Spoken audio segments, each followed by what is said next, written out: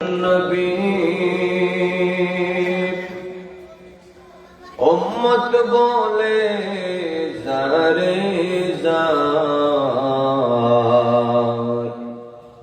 माफ़ कर then go अल्लाह उम्मत हमार गुनहगार अल्लाहुम्मा सल्ले अला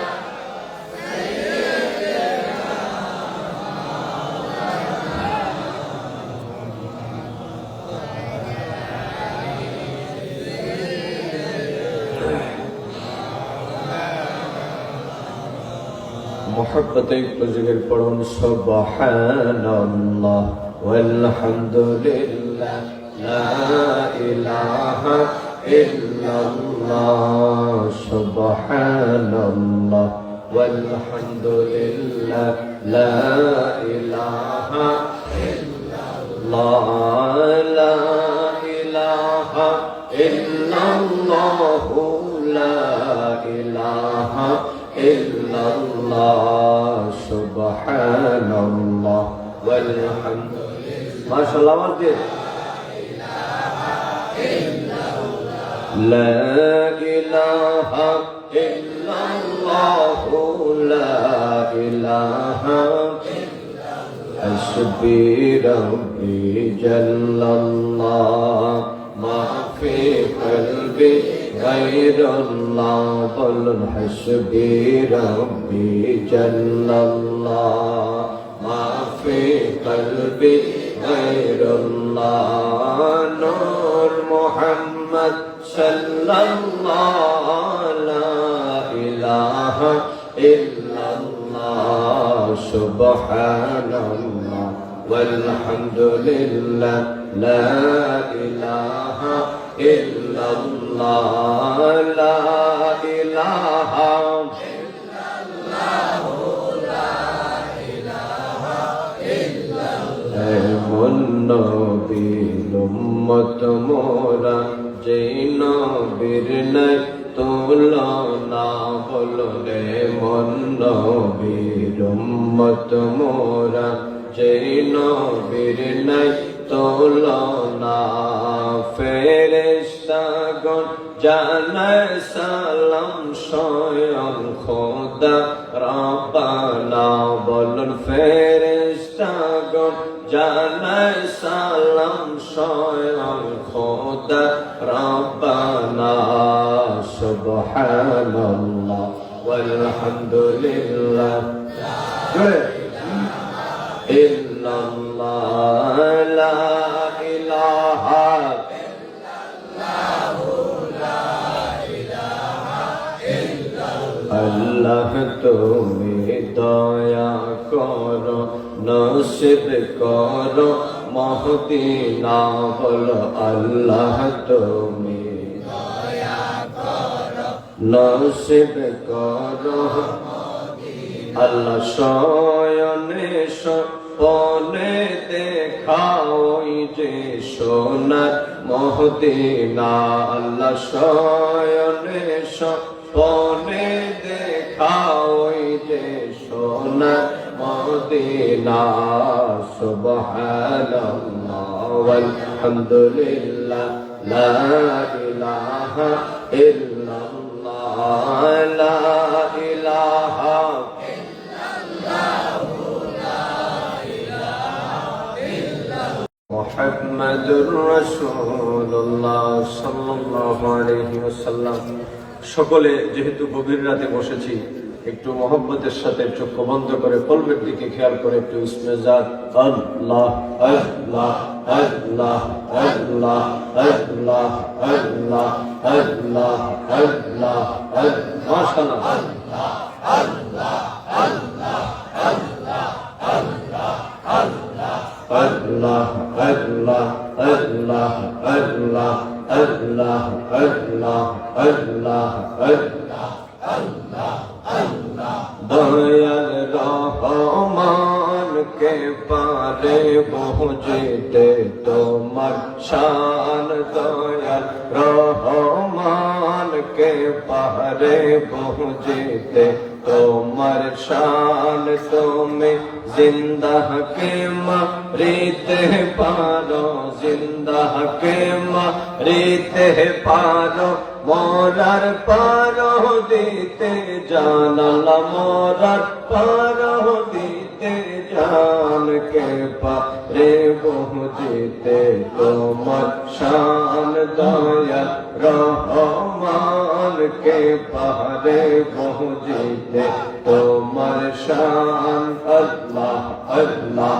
अल्लाह अल्लाह अल्लाह अल्लाह अल्लाह माँ बाप छाड़ा आदम अल्लाह बनैया निज कुदरते पिता छाड़ा पुत्र ईसा मरियम उदरे माँ बाप छाड़ा आदम अल्लाह बनैया निज कुदरते पिता छाड़ा पुत्र ईसा मरियम उदरे আপন কুদরতের খেলা আপন কুদরতের খেলা বুঝতে কি পারে জাহান আল্লাহ বুঝতে কি পারে জাহান কে পারে বুঝতে তোমার শান দয়াল রহমান কে পারে বুঝতে তোমার শান আল্লাহ अल्लाह अल्लाह अल्लाह अल्लाह अल्लाह अल्लाह अल्लाह अल्लाह अल्लाह अल्लाह यूसुफ नबी के कौवा पहले दिलों तारा अंधकार के गोतारे दिए छिलो पाहारा আপন কুদরতের খেলা আপন কুদরতের খেলা বুঝতে কি পারে জাহান আল্লাহ বুঝতে কি পারে জাহান কে পারে বুঝতে তোমার শান দয়া রহমান কে পারে বুঝতে তোমার শান আল্লাহ আল্লাহ আল্লাহ আল্লাহ আল্লাহ লা ইলাহা ইল্লাল্লাহ মুহাম্মাদুর রাসূলুল্লাহ সকলে পড়ুন সাল্লাল্লাহু আলাইহি ওয়াসাল্লাম। ঐতিহ্যবাহী সুনামগঞ্জ সদর উপজেলার নতুন গুদিগাঁও দক্ষিণ পাড়া জামে মসজিদের সমাজবাসীর উদ্যোগে আয়োজিত আজকের এই 14তম বার্ষিক ওয়াজ ও দোয়ার মাহফিল 2025 সালের সম্মানিত সভাপতি হযরত উলামায়ে কেরাম, মুরব্বিয়ান আযম, যুবক বন্ধুরা, কচি কাঁচা মাসুম বাচ্চারা, স্কুল কলেজ মাদ্রাসা বিশ্ববিদ্যালয়তে অধ্যয়নরত আমার প্রাণপ্রিয় ছাত্র ভাইরা, পর্দানিসীন আবেদা সালেহা, অত্যন্ত সম্মানিতা মা এবং বোনেরা, সর্বস্তরের ইসলাম প্রিয় মুসলিম জনতা, রাহমানি ওয়া রাহমাকুমুল্লাহ। মহান আল্লাহ পাক জাল্লা শানুহু আম্মা নওয়ালুহুর পাক শাহী দরবারে কালিমাতুশ শুকর আদায় করে হৃদয়ে গভীর থেকে ভালোবাসাপূর্ণ মন নিয়ে সকলে উচ্ছ্বাসিত কণ্ঠে উচ্চ আওয়াজে পড়ছি আলহামদুলিল্লাহ। মহান আল্লাহ পাক যে আজকের এই সুন্দর বেহেশতের বাগানে আমাদেরকে গভীর রাতে প্রচন্ড ঠান্ডাকে উপেক্ষা করে আমাদেরকে আসার এবং বসার কিছু কথা বলার এবং শোনার তৌফিকটুকুন দান করেছেন, এজন্য আপনারা বেজান না খুশি? অল্প নাকি বেশি? তাহলে সে কায়দায় পড়েন আলহামদুলিল্লাহ। আমরা মেঘালয়ের খুবই নিকটবর্তী এবং মেঘালয়ের পাশের কি পরিমাণ ঠান্ডার প্রকোপ সেটা শুধু শুনতাম আমরা। তো আলহামদুলিল্লাহ আজকে সেটা অনুভব করতে পারলাম। আর আমিও বহুদূর থেকে এসেছি, গতকালকে ছিলাম ওই কুমিল্লা জেলার তিতাস উপজেলায়, সেখান থেকে আপনাদের এখানে আপনাদের দোয়া নেওয়ার জন্য চলে এসেছি। বিশেষ করে আমার অত্যন্ত মহব্বতের ভাই, আপনাদের এলাকার জামাই, মৌলভীবাজারের বিশিষ্ট ব্যবসায়ী, সাবেক প্রধানমন্ত্রী কর্তৃক পুরস্কার প্রাপ্ত নার্সারি, কালাম নার্সারি, যেটা আপনারা জানেন, সেই কালাম নার্সারির স্বত্বাধিকারী আমার মহব্বতের ভাই জনাব আবুল কালাম সাহেবের অনুরোধে আপনাদের দোয়া নেওয়ার জন্য আমি এখানে উপস্থিত হয়েছি। অতএব বেশিক্ষণ দেরি করবো না, যেহেতু আপনাদের চাইতে কষ্ট আমার বেশি হচ্ছে, কারণ ঠান্ডা তো প্রচন্ড ঠান্ডা। অতএব আপনারা তো অনেক মানুষ, মাশাআল্লাহ। আমি তো ভেবেছিলাম যে এই ঠান্ডার মধ্যে লোকজন কম হলে আমার জন্য সুবিধা হতো, যে আমরা কম কথা বলে চলে যেতাম। তো আপনারা আস্তে আস্তে এই পরিমাণ লোক এসেছেন যে আমাদের এখানে জায়গার সংকলন হচ্ছে না। আল্লাহ যেন আপনাদের নেক হায়াত দারাজ করেন, আপনাদের সকলের গুনাহ যেন মাফ করেন, সবাই পড়েন আমিন। আমরা কিছুক্ষণ সময় একটু মহব্বতের সাথে আল্লাহ এবং রসুলের খাতিরে আমরা বসতে রাজি আছি না নাই? একটু ডান হাত তুলে বলেন আল্লাহু আকবার, বলেন তাকবীর, আল্লাহু আকবার, নারে রিসালাত, ইয়া রাসূলুল্লাহ। আজকের মাহফিল কবুল হোক, কবুল হোক, নারে তাকবীর। সকলে বলেন ইয়া রাসূলুল্লাহ, বলেন ইয়া হাবিবাল্লাহ। আল্লাহ পাক যেন আজকের এই মাহফিলের ইন্তজাম যারা করেছেন, বিশেষ করে এই মহল্লাবাসী, সংক্ষিপ্ত সময়ের মধ্যে আমাকে বলা হয়েছে অনেক বিষয়ে কথা বলার জন্য। এর মধ্যে প্রিয় নবীজি সাল্লাল্লাহু আলাইহি ওয়াসাল্লামের নাম মুবারক শুনে বৃদ্ধাঙ্গুলিতে চুম্বন করা যাবে কিনা, অনেকগুলো প্রশ্ন এসেছে। অভিজ্ঞান করে এই কথা বলেন, আছেন তো আপনারা? আপনারা আছেন তো? বলেন ইনশাআল্লাহ। মাশাআল্লাহ, আল্লাহ যেন আপনাদেরকে কবুল করেন, সবাই পড়েন আমিন। নাম্বার 1, এই পৃথিবীতে যত সমস্ত নিয়ামত আল্লাহ পাক দিয়েছেন, নিয়ামতের তো কোনো শেষ নাই। আমাদের জীবন একটা নিয়ামত, আমাদের হায়াত আল্লাহ পাকের পক্ষ থেকে দেওয়া নিয়ামত। ও আমার যুবকেরা, আমার শ্রদ্ধাভাজন মুরব্বী বাবাজিরা, আমার পর্দানিসীন মা বোনেরা যারা আছেন, ভালো করে শোনেন। আমাদের ধন সম্পদ আল্লাহর দেওয়া নিয়ামত, বিদ্যা বুদ্ধি আল্লাহ পাকের দেওয়া নিয়ামত, শরীর স্বাস্থ্য আল্লাহ পাকের দেওয়া নিয়ামত। এই পৃথিবীতে এত অসংখ্য নিয়ামত আল্লাহ পাক দিয়েছেন।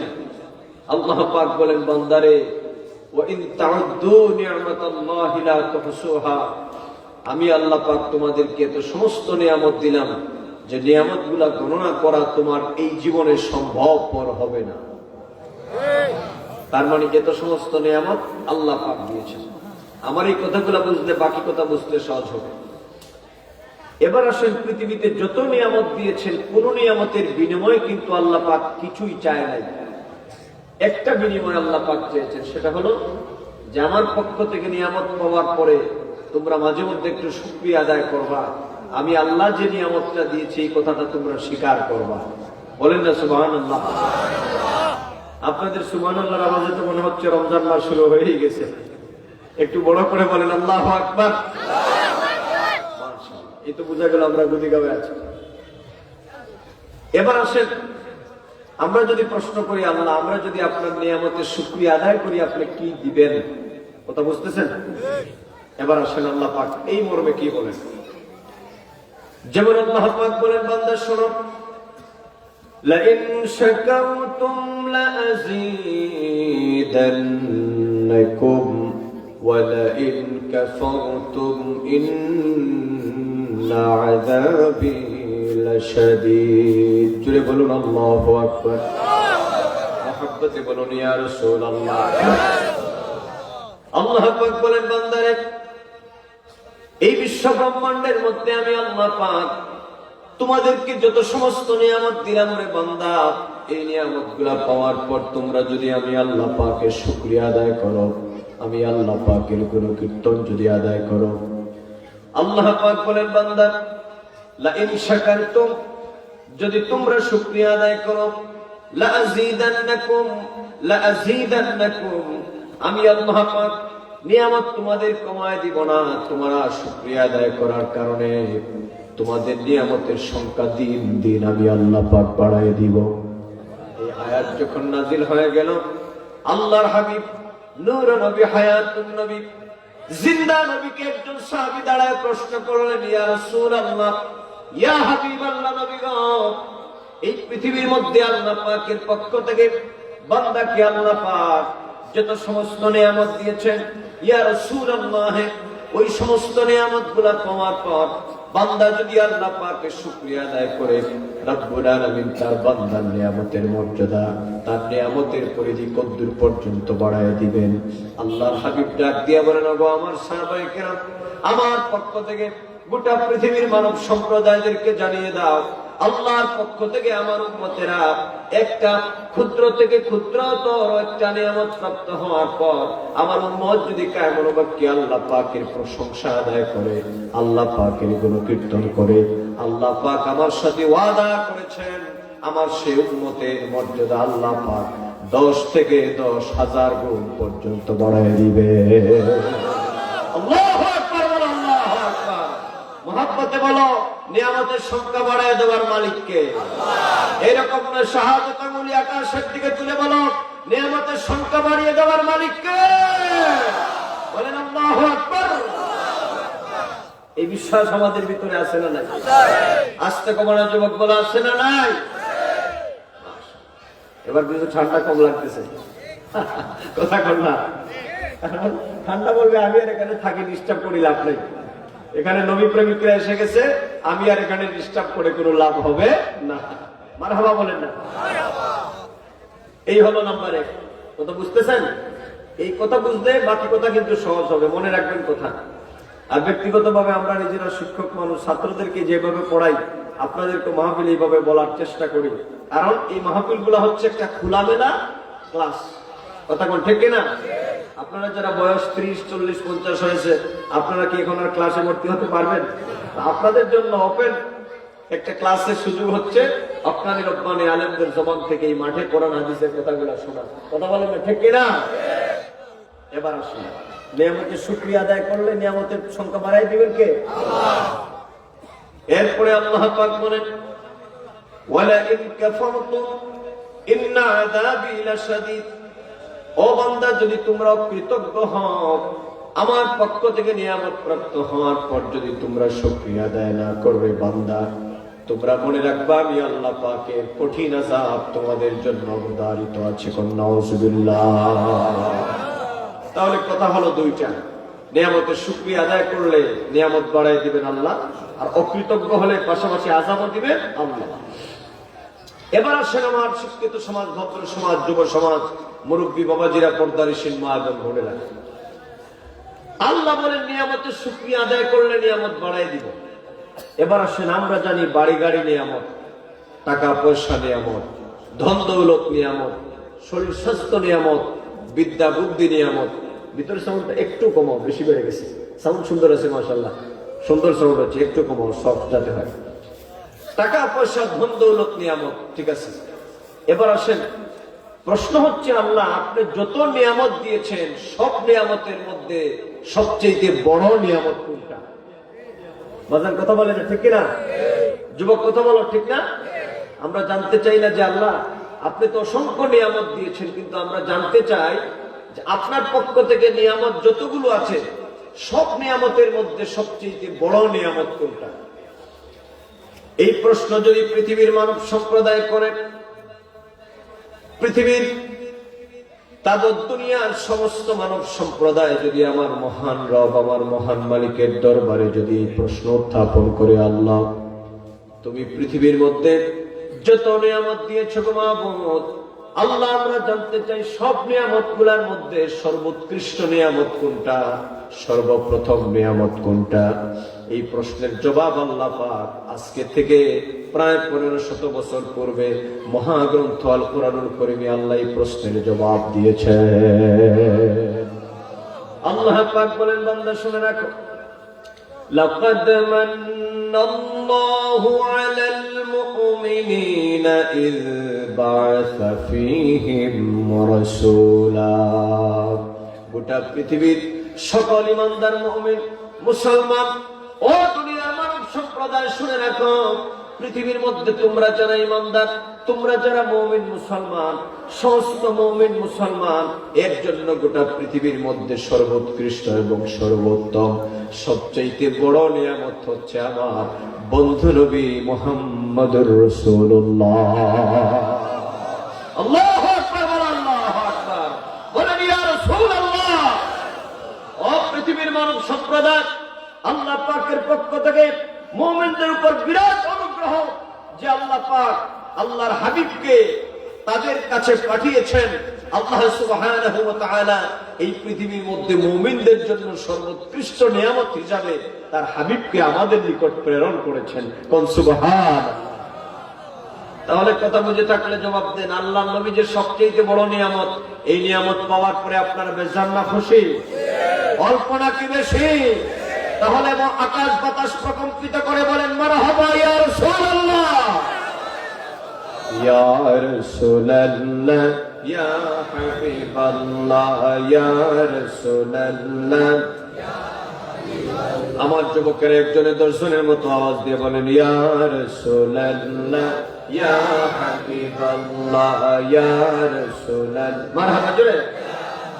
গোসল করায়া কাফন পড়ায়া দিবে গো যখন কবর শোয়ায়া, গোসল করায়া কাফন পড়ায়া দিবে গো যখন কবর শোয়ায়া, লয় গো কোলে গোলাম বলিয়া, লয় লে গোলাম বলিয়া, ইয়া রাসূলুল্লাহ। মাশাআল্লাহ, একটা জবানের মধ্যে রাখবেন জোরে, ইয়া রাসূলুল্লাহ। আমারি মতের নিদান কালে থাকিও নবী গো আমারি সামনে, আমারি মতের নিদান কালে থাকিও নবী গো আমারি সামনে, দেখিব আপনাকে আপন নয়নে, দেখিব আপনাকে আপন নয়নে, ইয়া রাসূলুল্লাহ, ইয়া হাবিবাল্লাহ, ইয়া রাসূলুল্লাহ। দেখিলে নবী গো চেহারায় আনোয়ার, মৌতের যন্ত্রণা থাকবে না আমরা, দেখিলে নবী গো চেহারায় আনোয়ার, মৌতের যন্ত্রণা থাকবে না আমরা, দিবেন গো দেখা দুনিয়ার মাজার, দিবেন গো দেখা দুনিয়ার মাজার, ইয়া রাসূলুল্লাহ, ইয়া হাবিবাল্লাহ, ইয়া রাসূলুল্লাহ। জোরে বলেন মারহাবা ইয়া রাসূলুল্লাহ। তাহলে আমরা বুঝলাম যে পৃথিবীতে যত নিয়ামত আছে সব নিয়ামতের মধ্যে সর্বোৎকৃষ্ট নিয়ামত হচ্ছে আমাদের নবী মুহাম্মদুর রাসূলুল্লাহ সাল্লাল্লাহু আলাইহি ওয়াসাল্লাম। সকলে বলেন সাল্লাল্লাহু আলাইহি ওয়াসাল্লাম। এবার আসেন, কথা বুঝেন। আল্লাহ বলে নিয়ামত পাওয়ার পরে শুকরিয়া আদায় করো, আবার আল্লাহ পাকই বলেন আমার নবী হচ্ছেন সর্বোৎকৃষ্ট নিয়ামত। তাহলে দুনিয়ার সাধারণ নিয়ামত পাওয়ার পরে যদি শুকরিয়া আদায় করতে হয় আর নবী যদি সর্বোৎকৃষ্ট নিয়ামতি হন, তাহলে আমার যুবকেরা হৃদয়ের গভীর থেকে বলো সেই নবীকে পাওয়ার পরে শুকরিয়া আদায়ের প্রয়োজন আছে না নাই? বুঝে বলছেন তো? ইমানের সাথে বলছেন? মাশাআল্লাহ, আপনাদের মধ্যে আসলে ইশকে রাসূল আছে। আমার খুব ভালো লাগতেছে আপনাদেরকে দেখে। আল্লাহ যেন আপনাদেরকে মদিনা ওয়ালা নবীর কদম মুবারকে যেন কবুল করেন, আমার নবীর জিয়ারত মুবারক যেন নসিব করেন। সবাই পড়েন আমিন। নবীজির জিয়ারত করতে চান? নবীজির দিদার চান? নবীজির শাফাআত কি চান? আরে ও সুন্নি যুবকেরা মনে রাখবা, পৃথিবীতে আমরা যত বড় অপরাধী হই না কেন, আমাদের একটা আশা আছে, হাসরের ময়দানে আমার দয়াল নবী আমাদেরকে শাফাআত করবে। কথা বলেন না? কথা বলেন না? এই ঈমান ও বিশ্বাস আপনাদের ভিতরে আছে না নাই? নবী যে শাফাআত করতে পারেন এই ক্ষমতা আমার নবীর আছে না নাই? এই হাত তুলে বলো আছে না নাই? আল্লাহু আকবার।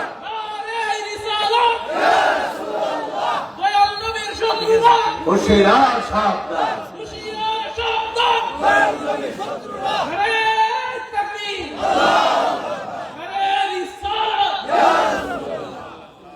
কিন্তু আমার দেশে এক শ্রেণীর কপাল পুরো মৌলবীরা আছে, নবীজির শাফাআত মানে না।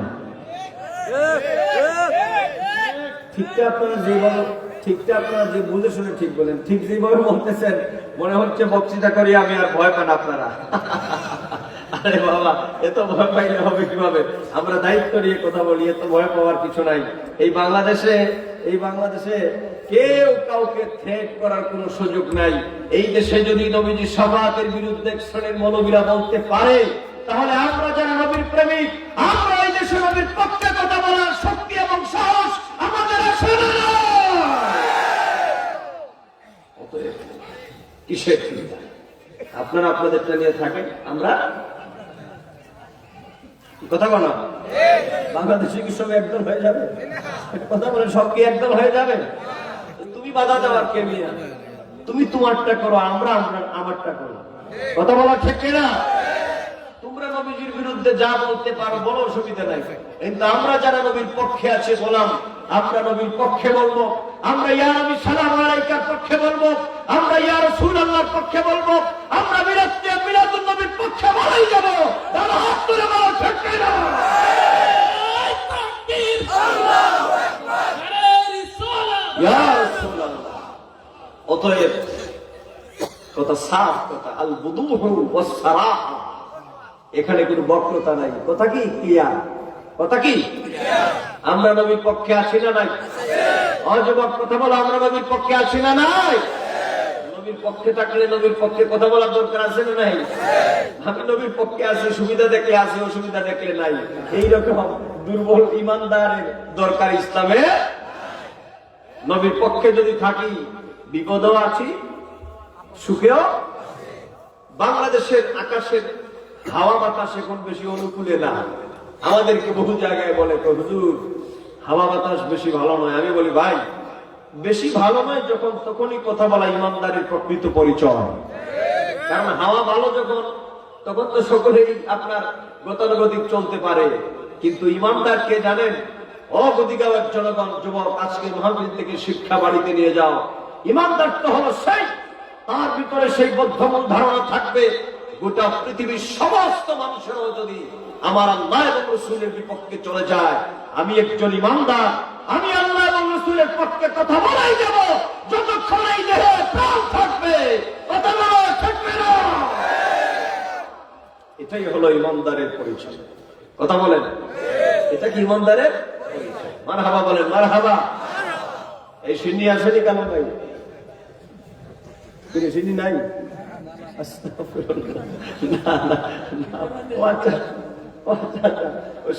লাগবে না নাকি? তো তাবারুক একটা খানা দরকার। কেন জানেন? আমি এখন তাবারুকের কথা বলি কারণ আমাদেরকে এক শ্রেণীর লোকেরা কয় আমরা নাকি সিন্নি খুর। কথা বল না, আমরা নাকি জিলাপি খুর।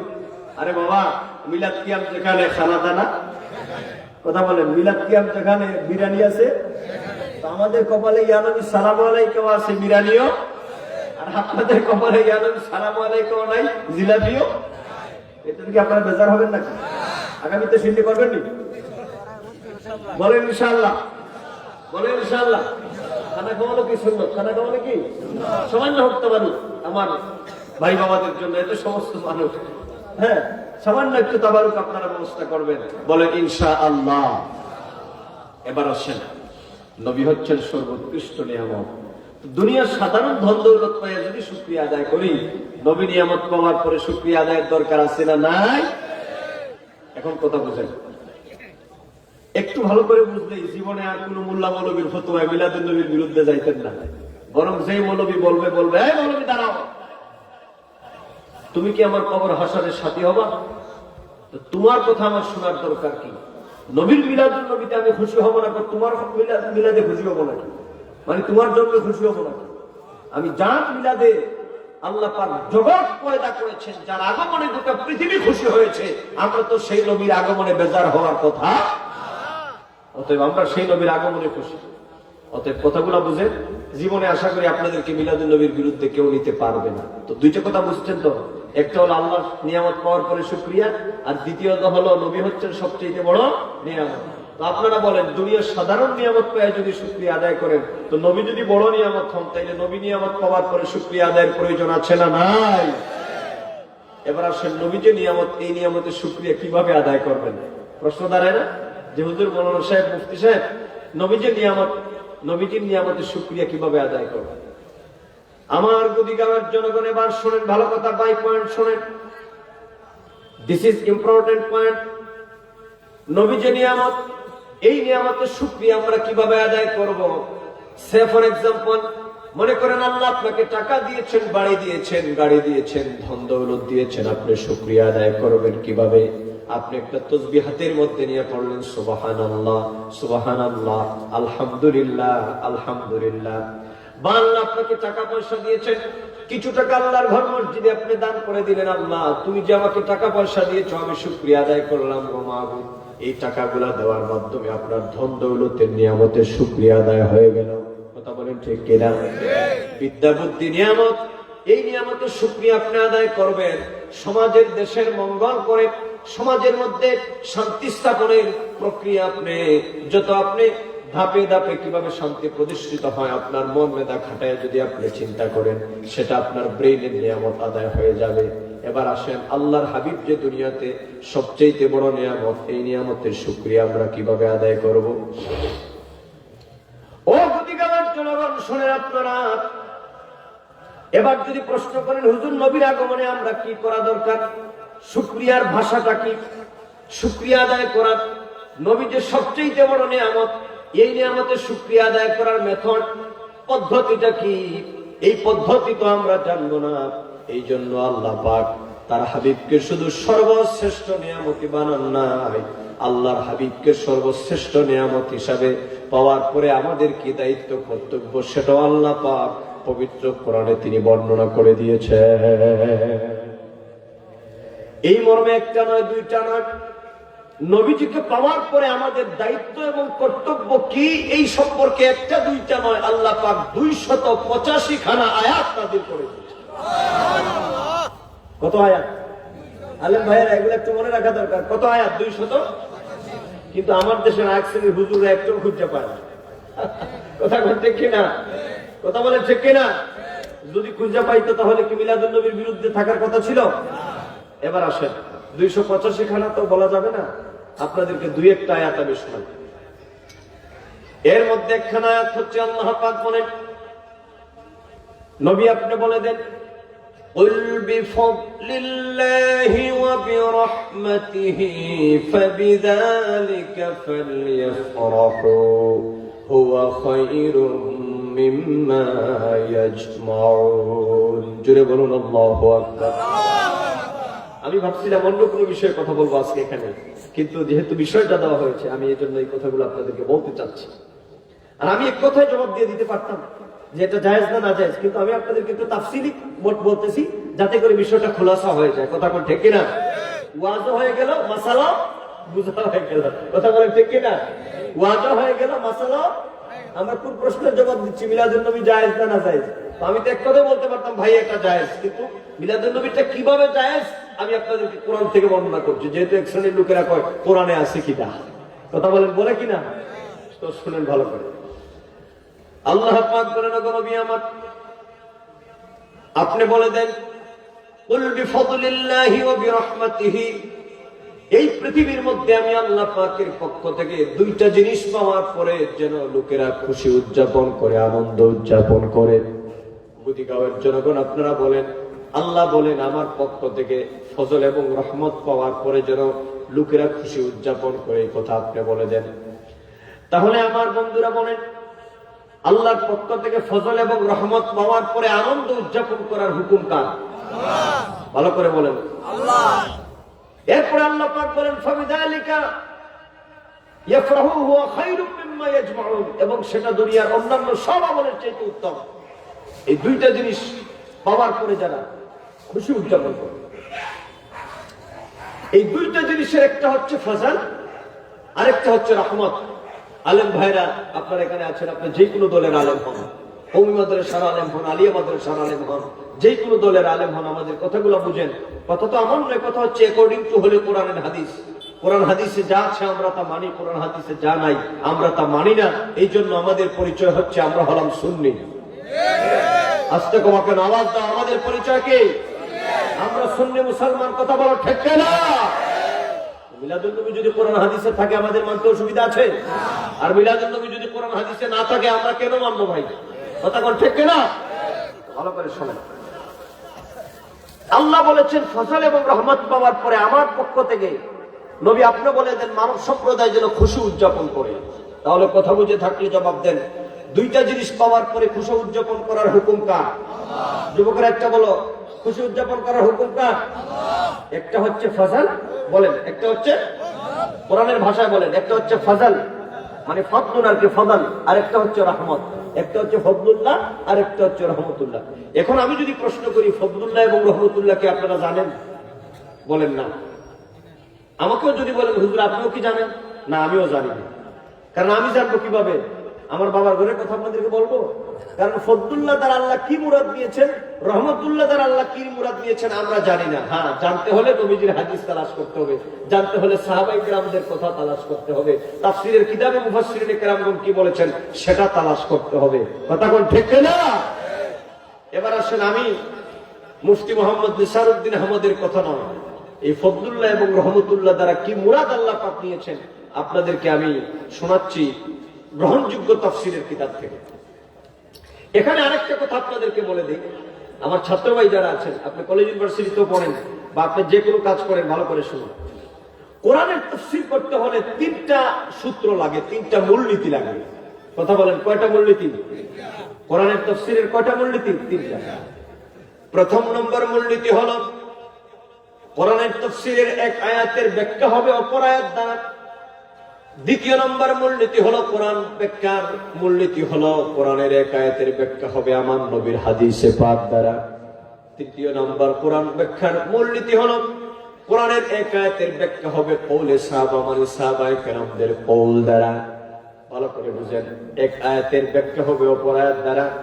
এটা হলো প্রথম মূলনীতি। কষ্ট হচ্ছে আপনাদের? বাবা কষ্ট হচ্ছে? একটু জানা দরকার আছে না নাই?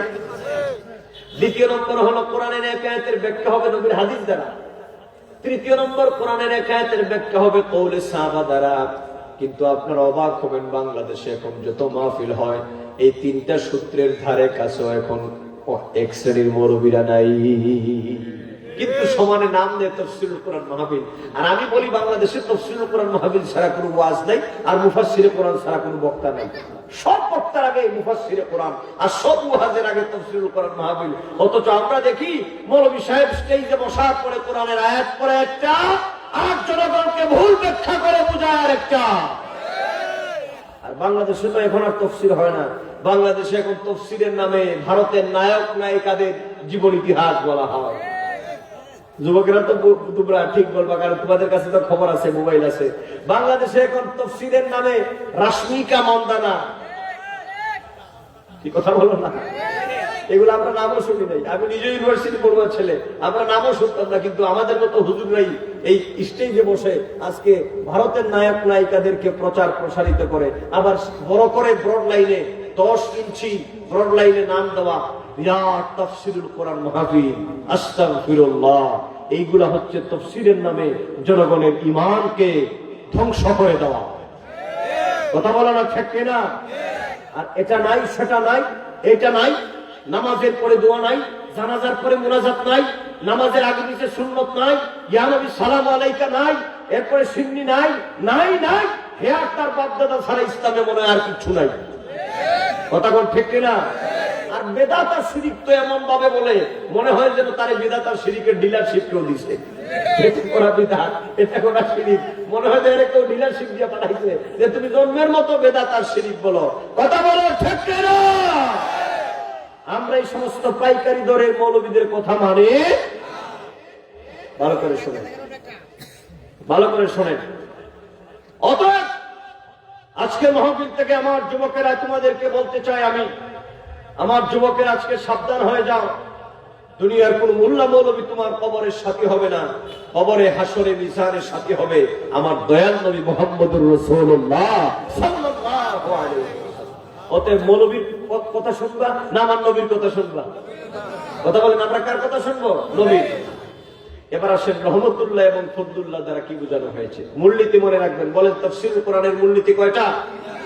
এই তিনটা মূলনীতি দিয়ে যদি কেউ কথা না বলে, মনে মনে তোমরা বুঝবা যুবকেরা যে বুঝছি হুজুর নিজের কথা বলতেছে, এগুলা কোরআনের তাফসীর না। এবার আসেন কোরআনের প্রথম মূলনীতি এক আয়াতের ব্যাখ্যা অপর আয়াত দ্বারা, মানে আয়াত বিল আয়াত। এবার আসেন আল্লাহ পাক তিনি বলেছেন ফদলুল্লাহ এবং রহমতুল্লাহ।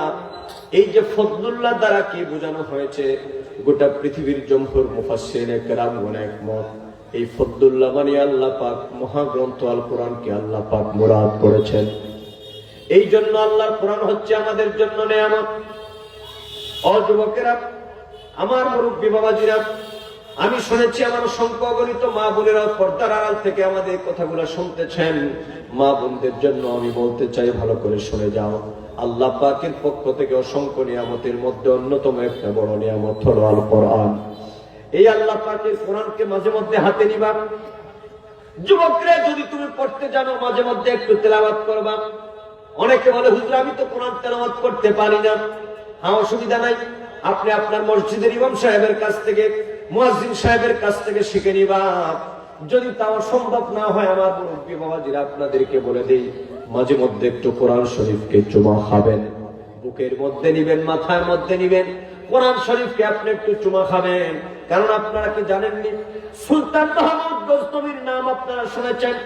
ভারতবর্ষের ইতিহাসে যার নাম স্বর্ণাক্ষরের মধ্যে লেখা থাকবে, 17 বার তিনি ভারত আক্রমণ করেছেন, কিন্তু বিজয় লাভ করতে পারেন নাই। রাতের গভীরে তিনি যেই ঘরের মধ্যে ইবাদত বন্দেগী করেন, সেখানের মধ্যে যেখানে একজিল কোরআন শরীফ জীর্ণ শীর্ণ অবস্থায়, সেখানের মধ্যে মাকড়সা জাল বুনেছে।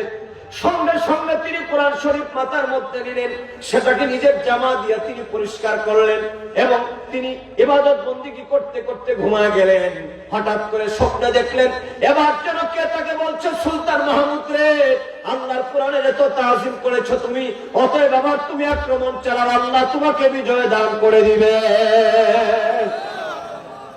তাহলে আমার যুবকেরা বলো, কোরআনকে সম্মান করার দরকার আছে না নাই? আসতে বলবা না, আছে না নাই? কিন্তু আমার দেশের মুন্সিরা, এগুলার আমি মুন্সি বলি, আমার দেশের মুন্সিদেরকে দেখি ওয়াজের মাহফিলে হাঁটুর উপর কোরআন শরীফ রাখা বাংলা বইয়ের মতো পৃষ্ঠা উল্টায়। কথা বলো না, ঠিক না?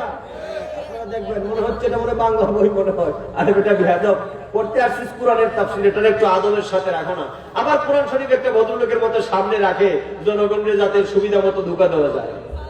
কথা বলো না, ঠিক কিনা? তো যেটা রাখছো তুমি সামনে, এটা আদবের সাথে রাখো। একটা বালিশ নিচে দিয়ে রাখো, বা একটা রেহাল নিচে দিয়ে রাখো। কথা বলো, ঠিক কিনা? আল্লাহর কোরআনের কত মর্যাদা জানোনি? আল্লাহ পাক বলেন, ফামান তাবিআ হুদায়া ফালা খাউফুন আলাইহিম ওয়ালা হুম ইয়াহজানুন। আল্লাহ পাকের মহাগ্রন্থ আল কোরআন, আল্লাহ পাক বলেন, ফামান তাবিআ হুদায়া, আমার কোরআনকে যারা মানবে, মানে কোরআনের আইন বিধানকে যারা মানবে, তাদের জন্য আমি আল্লাহ হেদায়েতের রাস্তা খুলে দিব। এবং আল্লাহ পাক বলেন, তাদের দুনিয়াতেও কোনো চিন্তা নাই, কোরআনকে যারা মানবে পরকালেও তাদের কোনো চিন্তা নাই। বলেন সুবহানাল্লাহ। তাহলে যুবকেরা বলো, কোরআন শরীফকে সম্মান করার দরকার আছে না নাই? ও আমার মা বোনেরা, বাড়িতে যাদের কোরআন শরীফ আছে, এগুলারে ভালো করে মুছে রাখবেন। সাবধান, কোরআন শরীফের উপরে যেন খবরদার কোনো ধুলা ময়লা না পড়ে। প্রত্যেক দিন আপনি বুঝবেন, আমাদের মা বোনদেরকে আমরা দেখতে পাই মাসে একবার, অনেকে 6 মাসে একবার কোরআন শরীফ মুছে। সাবধান, খবরদার, প্রসঙ্গ ক্রমে বলে দেই, এইরকম করবেন না। আপনি সব সময় কোরআন শরীফ মুছবেন। তাহলে কথা বুঝে থাকলে জবাব দেন। আল্লাহর পক্ষ থেকে ফদলুল্লাহ মানে হচ্ছে মহাগ্রন্থ আল কোরআন। কথা কোন ঠিক কিনা? কথা বলেন। দুইটা জিনিস পাওয়ার পর খুশি উদযাপন করতে হবে, এর মধ্যে ফদলুল্লাহ মানে কি? আল কোরআন। এবার আসেন রহমতুল্লাহ। রহমতুল্লাহ মানে কি? আল্লাহ আমরা তো জানি না গো মাহবুব, রহমতুল্লাহ দ্বারা কি বুঝায়? এবার আল্লাহ পাক বলেন, বান্দারে শুনে রাখো। এবার আসেন কোরআন ব্যাখ্যার প্রথম মূলনীতি। এক আয়াতের ব্যাখ্যা হবে অপর আয়াত দ্বারা। আল্লাহ পাক অপর আয়াতের মধ্যে আল্লাহ পাক তিনি ঘোষণা করেছেন, বান্দা শুনে রাখো রহমত দ্বারা কি।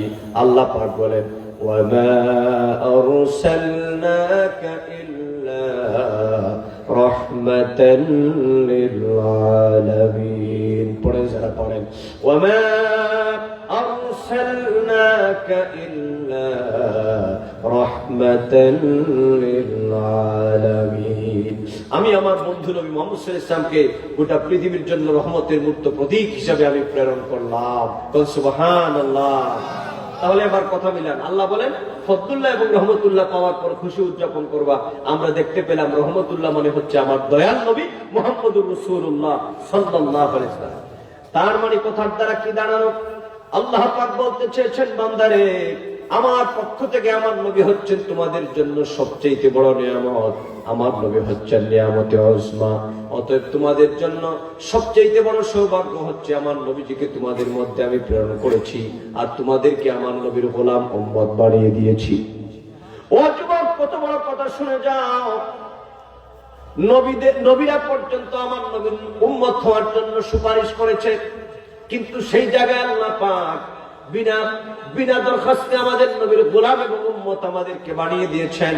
আর আল্লাহ পাক বলেন, বান্দারে তোমাদের নবীকে পাওয়ার পর আমি আল্লাহ তোমাদেরকে ঘোষণা করে দিলাম, তোমাদের নবীকে পাওয়ার পর তোমরা দুনিয়াতে শরীয়ত সম্মত উপায়ে তোমরা আনন্দ উদযাপন করবা। আল্লাহু আকবার বলেন, আল্লাহু আকবার। এই জন্য নবীর আগমনে যে আমরা খুশি হই, এই কথাটাকে আমরা আরবিতে বলি ঈদে মিলাদুন নবী সাল্লাল্লাহু আলাইহি ওয়াসাল্লাম। ঈদ মানে খুশি, আর মিলাদ মানে জন্ম, আর নবী মানে আমাদের নবী মুহাম্মদুর রাসূলুল্লাহ সাল্লাল্লাহু আলাইহি ওয়াসাল্লাম। তো ঈদে মিলাদুন নবীর অর্থ কি জানেন? যে আমাদের নবীর আগমনে খুশি উদযাপন করা। কথা বলেন ঠিক কিনা? এবার যদি প্রশ্ন করি, তো নবীর আগমনে খুশি উদযাপন করার হুকুম কার?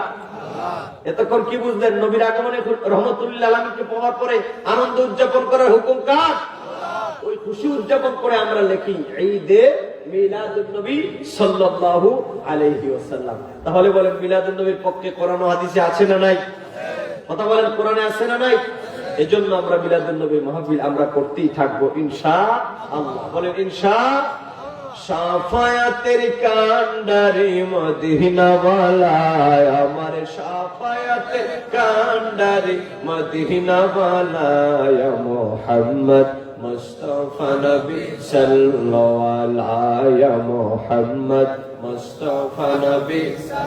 একটু আওয়াজ দিয়ে বলেন, ইয়া মুহাম্মদ মুস্তাফা নবী সাল্লাল্লাহু আলাইহি মুহাম্মদ মুস্তাফা নবী। শাফায়াতের কান্ডারি মদিনা ওয়ালায়, আমার শাফায়াতের কান্ডারি মদিনা ওয়ালায়, মুহাম্মদ মুস্তাফা নবী সাল্লাল্লাহু আলাইহি মুহাম্মদ মুস্তাফা নবী। আল্লাহর নূরে সৃজন যিনি, গায়েবের খবর তার মুখেতে শুনি। আল্লাহর নূরে সৃজন যিনি, গায়েবের খবর তার মুখেতে শুনি। দুসরা কোন মাবুদ নাই এক আল্লাহ, বলো দুসরা কোন মাবুদ নাই এক আল্লাহ। ইয়া মুহাম্মদ মুস্তাফা নবী সাল্লাল্লাহু আলাইহি মুহাম্মদ মুস্তাফা নবী। শাফায়াতের কান্ডারি মদিনা ওয়ালায়, আমার শাফায়াত মারহাবা জোরে মদিনা ওয়ালায়, মুহাম্মদ মুস্তাফা নবী সাল্লাল্লাহু আলাইহি মুহাম্মদ মুস্তাফা নবী সাল্লাল্লাহু। জোরে বলেন মারহাবা। তাহলে মিলাদুন নবীর কথা বুঝছেন তো আপনারা? আমরা যে মিলাদুন নবী করি, এটার হুকুম কার? এবার আসেন নাম্বার 2। সেই নবীজিকে পাওয়ার পরে আমরা সম্মান করি, তাজিম করি, নবীজির মহব্বতে আমরা নবীজির নাম শুনে একটু চুমা খাই। কথা কর না? আপনারা চুমা খান কিনা? কিন্তু অনেকে তো বলবে বেদাত, চুমা খাওয়া যাবে না। কথা বলে না? আমরা তো ভাই এটাকে ফরজ ওয়াজিব বলি না, আমরা বলি এটা একটা মুস্তাহাব কাজ। নবীর মহব্বতে আমরা করি, আমরা তো ফরজ ওয়াজিব বলি না। এবার অনেকে বলে এটা সম্পর্কে কোনো ডকুমেন্ট নাই, কোনো দলিল নাই, অনেক কথা বলে। আসেন, আমি আলেম ভাই যারা আছেন আপনাদের খেদমতে বলতে চাই, একটু লেখাপড়া করেন। আপনি যদি বলেন এটা কোথাও নাই, তাহলে বুঝা গেল আপনি দুনিয়ার সব কিতাব পড়ে আপনি শেষ করে ফেলেছেন। কথাটা বুঝছেন নাকি? হ্যাঁ, আচ্ছা, যে হুজুরে কইবো এটা কোনো জায়গা নাই, বুঝা গেল এই হুজুর দুনিয়ার সব কিতাব পড়ে শেষ। আর কোনো কিতাব বাকি নাই। কথা বল ঠিক না? আরে বাবা, আপনি কদ্দূর করতে পারবেন? শোনেন, বিশ্বকবি শেখ সাদি রহমতুল্লাহ আলাইহি মহাসমুদ্রের বেলাভূমিতে দাঁড়িয়ে তিনি বলেছিলেন, মালুম সোচ কে হিচ মালুম না সোচ। জ্ঞানের মহাসমুদ্রের বেলাভূমিতে দাঁড়িয়ে বুঝিলাম ইহা যে সারা জীবন জ্ঞান সাধনা করে কিছুই বুঝতে পারি নাই। এগুলা হচ্ছে জ্ঞানীদের কথা। এগুলা কি? জ্ঞানীদের কথা। যারা জানবে তারা বলবে হ্যাঁ কিছুই জানতে পারি নাই। আর দুই একদিন মাদ্রাসায় বারান্দায় গিয়ে পাগড়ি জুব্বা জামা লাগায় কয় সব বেদাত। কথা এখন ঠিক কিনা? তো আমি কই হে ওই তো কোয়ার কথা, এটা কথা ঠিক কিনা? হে না কইলে আর কেডা কইতে? কারণ তার সাথে লেখাপড়ার কোন সম্পর্ক, কথা বলেন না, সম্পর্ক। আসলে একটা ডকুমেন্ট আপনাদেরকে দিই, অনেক রাত হয়ে যাচ্ছে, ইনশাল্লাহ 12টায় আমরা শেষ করবো ইনশাআল্লাহ। বলেন ইনশাআল্লাহ। তাফসীরে রুহুল বয়ান সম্ভবত ৫ম খণ্ড, আমি ছাত্র জীবনে পড়েছিলাম। আপনাদের বিষয় দেওয়া শুনে রেওয়ায়াতটা আমার মনে পড়ে গেল। এই যে আল্লাহর হাবিবের নাম মুবারক শুনে আমরা চুমা খাই, এর পিছনে বড় সুন্দর একটা ঘটনা আছে বন্ধু। ও মা বোনের, আপনারা শুনে যান। আমরা আল্লাহর হাবিবের নাম মুবারক শোনার পরে চুমা খাই, আমরা বলি মুহাম্মাদুর রাসূলুল্লাহ সাল্লাল্লাহু আলাইহি ওয়াসাল্লাম। দেন দেখি, দেন একটু সাল্লাল্লাহু আলাইহি ওয়াসাল্লাম। এই যে চুমা খাওয়া আমরা কেন? অনেক লোকদের সহ্য হয় না বলে এটা বেদাত। আসুন আমি আপনাদেরকে ডকুমেন্টটা শোনায় দেই। তাফসীরে রুহুল বয়ানের মধ্যে ঘটনাটা এসেছে। একদিন মসজিদে নববীর বারান্দার মধ্যে হযরতে বেলাল রাদিয়াল্লাহু তাআলা তিনি মধুর কণ্ঠে আওয়াজ দিচ্ছেন, আযানের আওয়াজ দিচ্ছেন, আল্লাহু আকবার, আল্লাহু আকবার, আশহাদু আল্লা ইলাহা ইল্লাল্লাহ, আশহাদু আল্লা ইলাহা ইল্লাল্লাহ। এরপরে কি বলা হয়? আশহাদু আন্না মুহাম্মাদার রাসূলুল্লাহ। হযরতে বেলাল আযান দিচ্ছেন। হযরতে বেলাল যিনি আযান দিচ্ছেন তিনি কে জানেন আপনারা? তার আযানের কণ্ঠটা এত মধুর ছিল। মসজিদে নববীতে নবীজি যখন তাকে মুয়াজ্জিন নিযুক্ত করলেন, বেলাল কিন্তু দেখতে শুনতে তেমন সুন্দর ছিল না। কি ছিল? তেমন সুন্দর ছিলেন না। মোটামুটি আমার নবীজি বলেছেন আমার বেলাল হচ্ছে কালো সুন্দর। সুবহানাল্লাহ। মানে কি কালোর মধ্যে কি আছে? একটা সুন্দর আছে। মানে বেলাল কি কালো সুন্দর? মানে তো কিছু কিছু মানুষের মধ্যে, সাহাবায়ে কেরামদের মধ্যে একটু কানা ঘোষা এসেছে। এত সুন্দর সুন্দর সাহাবী থাকতে আল্লাহর হাবিব একজনকে নিযুক্ত করলেন মুয়াজ্জিন ও রাসূল হিসাবে, যিনি দেখতো তেমন কোনো সুন্দর না। নবীজি একদিন ফরজ নামাজের পরে মুসল্লিয়ানে কেরামদের দিকে, মানে সাহাবায়ে কেরামদের দিকে আল্লাহর হাবিবের নূরানী চেহারা মুবারক ফিরায় বলতে লাগলেন, ওগো আমার সাহাবায়ে কেরাম, তোমরা শুনে রাখো। ও বুদিগাঁওয়ের জনগণ, ভালো করে শোনো, মহব্বত নিয়ে শোনো, প্রেম নিয়ে শোনো। মুয়াজ্জিন রাসূল তিনি কে? হযরতে বেলালের মর্যাদা কদ্দুর। আল্লাহর হাবিব সমবেত সাহাবায়ে কেরামদেরকে বললেন, ওগো আমার সাহাবীরা, আমার বেলালকে মসজিদের মধ্যে নিযুক্ত করার পর তোমাদের অনেকের মনের মধ্যে প্রশ্ন উত্থাপিত হয়েছে, কিন্তু সাহাবীরা তোমরা শুনে রাখো, আমার বেলালকে আমি নিজের ইচ্ছায় এখানের মধ্যে মনোনয়ন দেই নাই। আমার বেলাল মসজিদে নববীর বারান্দার মধ্যে দাঁড়ায়া দৈনিক 5 বার আযান দিবে, সিদ্ধান্ত আমার নয়, এই সিদ্ধান্ত হলো আমার আল্লাহ। আল্লাহু আকবার, আল্লাহু আকবার। এই সিদ্ধান্ত আমার নয়, এই সিদ্ধান্ত কার? আমার নবী একদিন সকালবেলা এসে বললেন, এই বেলাল এদিকে, বেলাল এদিকে আসো। বেলালকে লাব্বাইকা ওয়া সাদাইকা ইয়া রাসূলুল্লাহ। হুজুর কি? আমার নবীজি বলেন, ইয়া বেলাল, ইন্নী দাখালতুল জান্নাতাল বারিহাতা খাসখাসাতান। আমি গত রাতে জান্নাতে গিয়েছিলাম, আর সামনে আমি একটা পায়ের আওয়াজ শুনতে পেয়েছিলাম, চাইয়া দেখি তোমার বিলালের পায়ের আওয়াজ শোনা। সুবহানাল্লাহ। তিনি হচ্ছেন সেই বেলাল। বুঝতেছেন তিনি কি? সেই বেলাল। উনার জীবন ইতিহাস করলেই তো রাত শেষ হয়ে যাবে। তো সেই মুয়াজ্জিন রাসূল হযরতে বেলাল, কত সুন্দর কণ্ঠ আল্লাহ তাকে দান করেছিলেন। আল্লাহর হাবিবের সাহাবী মুয়াজ্জিনুর রাসূল হযরত বেলালের কত মধুর কণ্ঠ ছিল জানেন? ওই গুদিগাঁওয়ের জনগণ তিনি যখন আল্লাহু আকবার বলে আযানের আওয়াজ দিতেন, আকাশের পাখিগুলা উড়া বন্ধ করে দিয়া বেলালের আযান শোনার জন্য দাঁড়িয়ে যেত। আহা, পাখিগুলা উড়া বন্ধ করে দিয়া পশু পাখিগুলা দাঁড়িয়ে যেত বেলালের আযান শোনার জন্য। এত মধুর কণ্ঠে আযান দিতেন হযরতে বেলাল। সুবহানাল্লাহ। সেই বেলাল আযান দিচ্ছেন। ইন দ্য মিন টাইম হযরতে আবু বকর সিদ্দিক রাদিয়াল্লাহু তাআলা সেখানের মধ্যে উপস্থিত ছিলেন। কথা মনে আছে আপনাদের? এবার আসেন ঘটনার দলিলটা আপনাদেরকে শোনাই দিই। আমি যে ঘটনাটা বলবো সেটার রেওয়ায়াতটা আপনাদেরকে শোনাই দিই, নাইলে তো বহুত মৌলানা সাহেবরা বলবে এটা মনে হয় সুন্নিরা নিজেদের থেকে বানায় দিয়েছে।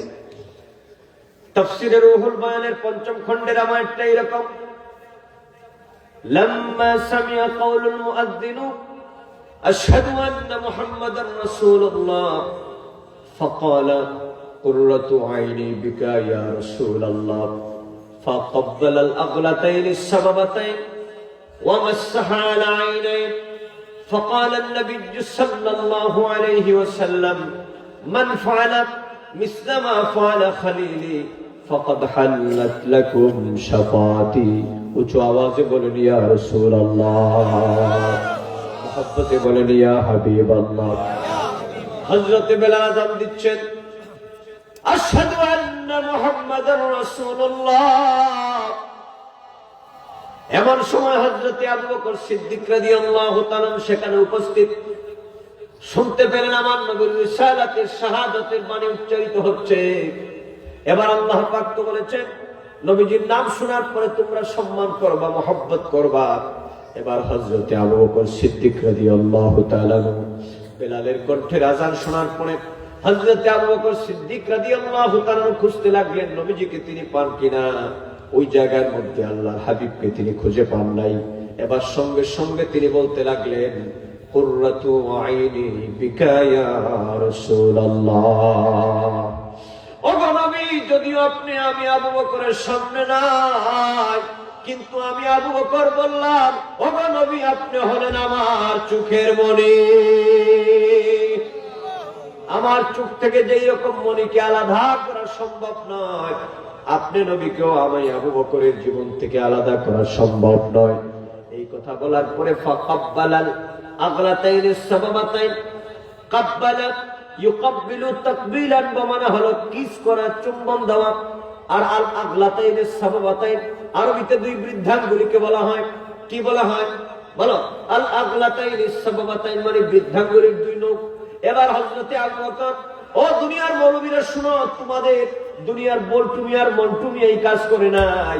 এই কাজ কে করছেন? যিনি হচ্ছেন আল্লাহর হাবিবের সবচেয়ে জলিলুল কদর সাহাবী, যিনি আফদালুন নাস বাদাল আম্বিয়া, আফদালুন নাস বাদাল আম্বিয়া, সমস্ত নবীদের পরে মানুষের মধ্যে যার মর্যাদা তিনি হলেন আবু বকর। কথা বলে ঠিক না? অসন্ন জনতা শোনো, আমরা যে আমলগুলো করি সে আমলের পিছনে আমাদের এভিডেন্স, আমাদের দলিল কত মজবুত দেখো। আল্লাহু আকবার বলো। আয় যুবকেরা বলো না ইয়া রাসূলুল্লাহ। হযরতে আবু বকর রাদিয়াল্লাহু তাআলা নবীজিকে বললেন কুররাতু আইনি বিকা ইয়া রাসূলুল্লাহ, নবী গো আপনি আমার চোখের মণি। এই কথা বলার পরে ফাকাব্বালা আগলাতাইন সাবাবাতাইন, দুইটা বৃদ্ধাঙ্গুলির মধ্যে তিনি চুমা খেলেন। দেন এই সবাই দেন।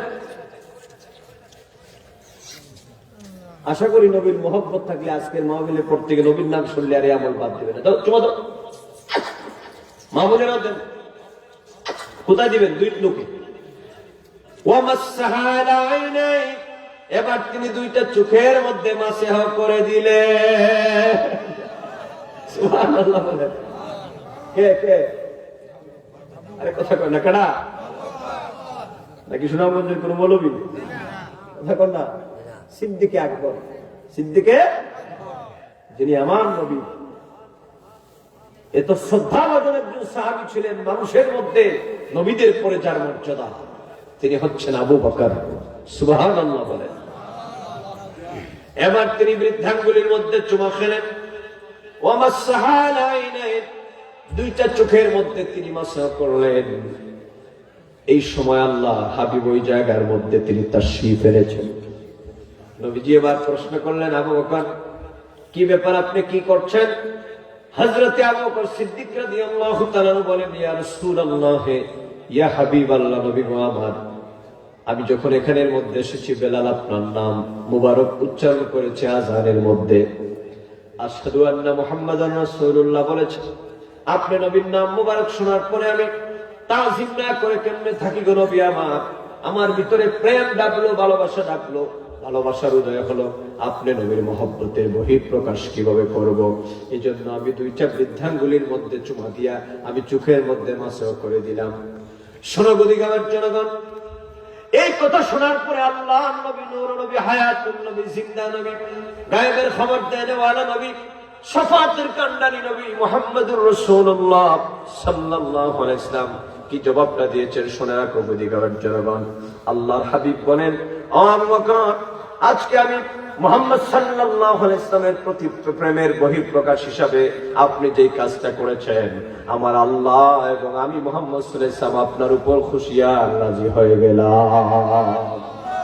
এবার নবীজি একটা ফতোয়া দিলেন, সুবহানাল্লাহ বলেন। এই ফতোয়াটা মনে রাখবেন, যুবকরা মনে রাখবা, আমার মুরব্বী বাবারা মনে রাখবেন, বুদ্ধিগামের জনগণ মনে রাখবেন, আমার মা বোনেরাও মনে রাখবেন। এবার নবীজি তিনি তার নিজ জবান মুবারক থেকে বলেন, আবু বকর, আপনার এই কাজটাকে আমি বৃথা যাইতে দেব না গো আবু বকর। আল্লাহর হাবিব এবার বললেন, ও আবু বকর, রাবায়াতটা মনে রাখবেন। আল্লাহর হাবিব বলেছেন, মান ফাআলা মিসলা মা ফাআলা খলিলি হাল্লাতুকুম শাফাআতি।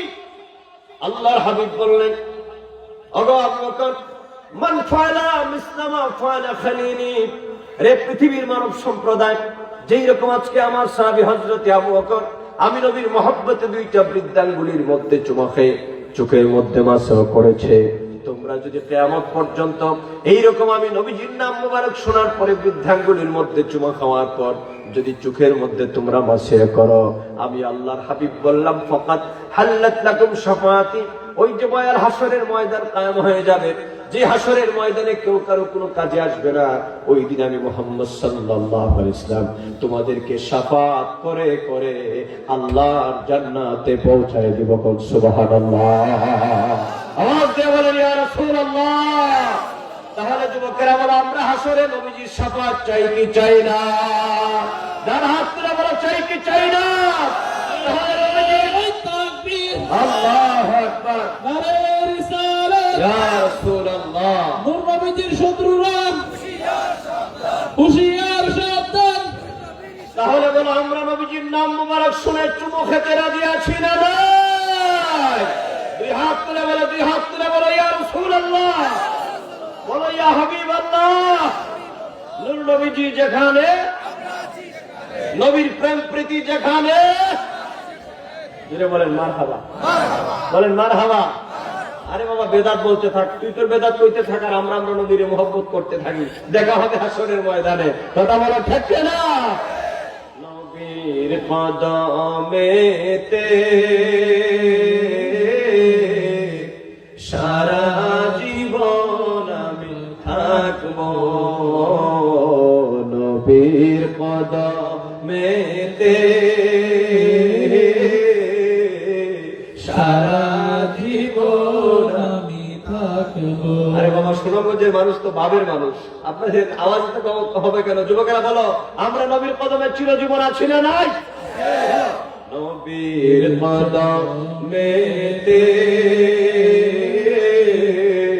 সারা জীবন আমরা থাকবো, ভালোবেসে নূর নবীকে, ভালোবেসে নূর নবীকে হৃদয় মাঝে ভরে রাখবো,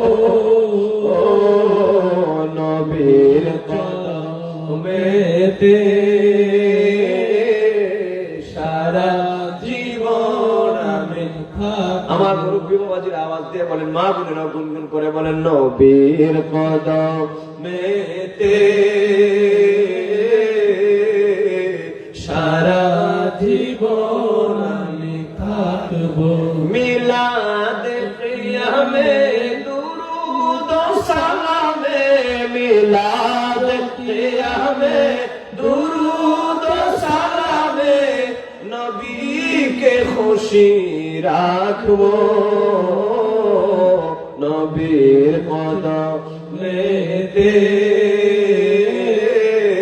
সারা জীবন আমি থাকবো নবীর কদমেতে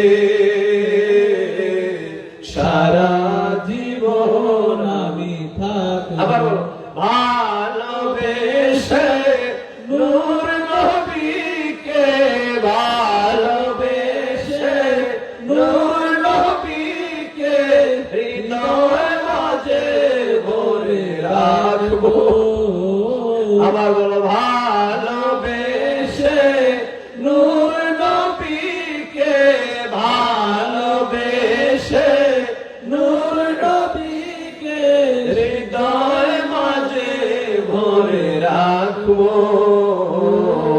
নবীর কদমেতে সারা জীবন আমি থাকবো নবীর কদমেতে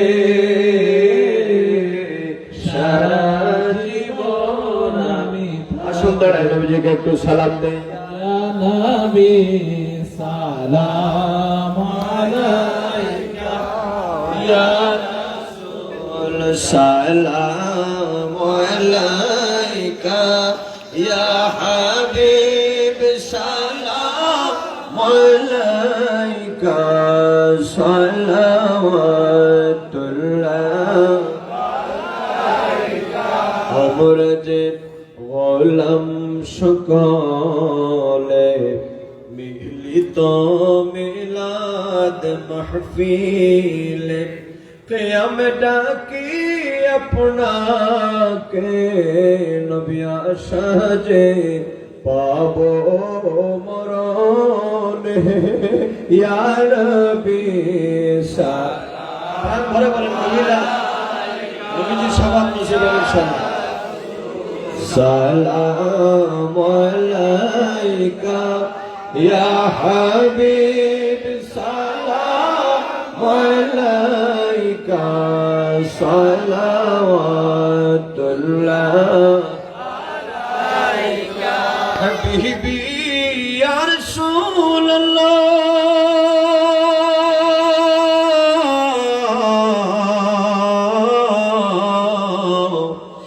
আওকায়া হাবিব আল্লাহ আপনি যে মদিনা হইতে সব কিছুই পারে দেখিতে মোদের লাশ কবরে রাখিলে লইবেন গো আপন কোলে ইয়া নবী সালাম আলাইকা ইয়া রাসূল সালাম আলাইকা ইয়া হাবিব সালাম আলাইকা সালাওয়াতুল্লাহ আমরা রে মদিনায় নিবে না নীল গকে নে না মনে যে মানে না মানা নবী নিয়ে যান সোনার মদিনা ইয়া নবী সালাম আলাইকা ইয়া রাসূল সালাম আলাইকা ইয়া হাবিব সালাম আলাইকা সালাওয়াতুল্লাহ আলাইকা সাইয়্যিদি ইয়া রাসূলুল্লাহ আওকা ইয়া হাবিবাল্লাহ নবী তোমাতে যে বাহবে দূর ইমান আমার হবে চূর্ণাচূর মোদের নিয়ে গো মদিনা নবী তুমি ছাড়া মোরা অসহায় নবী সালাম আলাইকা ইয়া রাসূল সালাম আলাইকা ইয়া হাবিব সালাম আলাইকা সালাওয়াতুল্লাহ